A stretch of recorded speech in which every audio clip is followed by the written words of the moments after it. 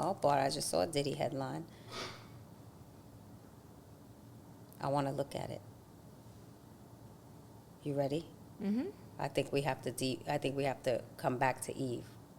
Y'all ready for this? What? Diddy has been taken into federal custody in connection with alleged sex trafficking investigation. Did not say, based on that lawsuit that we talked about in the last episode. This is breaking news right now. As we're taping, this came out. Wow. Breaking said news. I wanted to look Diddy at the has headline. been taken into federal custody in connection with alleged. Wow. I knew that was happening when I said that. I said that to you the last episode about that lawsuit. Because I did, because you said that he was going to get indicted. I knew it. That lawsuit, reading that lawsuit, I was like, oh, it's coming. She was the first person that said, yeah, he tried to traffic me. So now with that and everything they've been building, I knew that was happening soon. Wow. Let me just read a little bit more since this is breaking. Wow. According to TMZ, Diddy was taken into federal custody in New York into the FBI field office in Manhattan. Reports state it appears the action was taken in connection with the ongoing criminal investigation into alleged sex trafficking, along with other offenses. As we previously reported, the allegations led to search warrants and being issued and executed at Diddy's homes in Beverly Hills and Miami. Diddy's attorney released a statement. We are disappointed with the decision to pursue what we believe is an unjust prosecution of Mr. Combs by the U.S. Attorney's Office. Sean Diddy Combs is a music icon, self-made entrepreneur, loving family man, and proven philanthropist who has spent the last 30 years building an empire, adoring his children, and working to uplift the black community. That was Diddy's attorney, Mark Agnifilo, via TMZ. I said it. That last case that I read, filed by Dawn, I said it. I said, this is it. This is the one. They about to take him in. You're speechless. I'm very speechless. You're speechless. Because, I'm just sad. I'm sad that he is someone that I deeply respected, that I had the opportunity to be in conversation with at his home, know his kids, respected him so much, never experienced any of the things that I have read. But I am not sitting here justifying his behavior in no sense. He needs to be held accountable for the crimes that he has committed upon women. I'm saddened that his choices have impacted not only the people that loved him, but his legacy for the culture. What he has contributed will now be looked at differently. This will overshadow any contribution that he has done for hip-hop. And I think we can feel one and the same. I don't think it has to be one or the other. I think we can feel sad for his legacy while also feeling like you should have stopped and you need to be held accountable for your actions. And everybody that enabled that behavior, right, sat back and watched, cheered it on, amplified it instead of getting him the psychological help that he needed to be a better person, a better human. Because, see, God blesses you with all of these things, all of these gifts, and, if you don't use them properly, it would all be taken away. It will all be taken away. Whether it's taken away in 5 years, 10 years, 20 years, 25 years, 30 years, you can't escape the universal law of karma.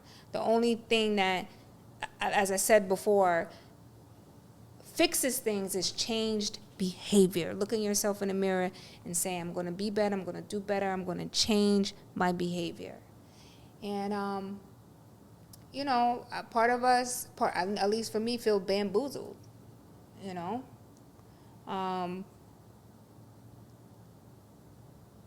And I'm just like, You're speechless. yeah, I'm just like, wow, like, It's a big, big deal. I can only say that I'll pray for him and his family, the people who were affected yes, by his actions. Really, because it's an unfortunate situation for everybody. But when we talked the last time about the case that Dawn filed against him, you asked me before, you said, what were you most disturbed by? And I said, listen, we're I read all these allegations, but I'm really, at this point, after seeing all this stuff, I'm really disturbed by people enabling this behavior. TT, let's be real. He ain't the only one with flagrant behavior in this game. So I think it's a wake-up call for us to start checking people, right? Especially if you hold a position of power or a position in the media and you know that something is going on. Like, I think it's time to start calling things out and to start standing up for what we know is right. Because a lot of people are being treated unfairly, right? And a lot of people are being abused, and a lot of people are being punished, and the industry is really been a really ugly place to work at times, or to work in at times. absolutely. With some of the stuff that we've In a way, the industry has treated women over the years. You know, men Right. can get away with such terrible behavior, and they justify it because of who they are. That's just their persona. That's a character.